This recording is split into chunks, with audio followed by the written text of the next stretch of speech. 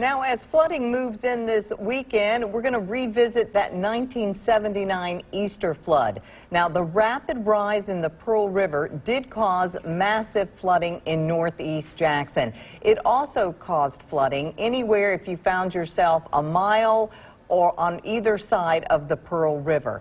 Damage was widespread, flooding residential and business districts. And according to the National Weather Service, it caused nearly $500 to $700 million in damages. Now, today, this equals more than $1 billion in damages. Nearly 15,000 people had to be evacuated from the city of Jackson.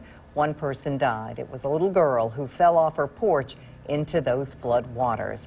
And to read more about the Easter flood of 1979 and more about this upcoming flooding that's expected this weekend, head over to our website, WJTV.com. Simply type Easter flood in the search box in the top right-hand corner. There you'll find a comprehensive list of stories. I remember that 79 You flood. remember it, don't you? You know, the thing I remember most, well, two things. Number one, we were coming in from north of town, down Interstate 55. It was Easter Sunday morning. We weren't listening to the radio, had no idea we had flooding. I noticed there wasn't a lot of traffic on the interstate, had no idea they had closed it until we got into down around the fairgrounds, and all this water was coming in down there under the Fortification Street Bridge.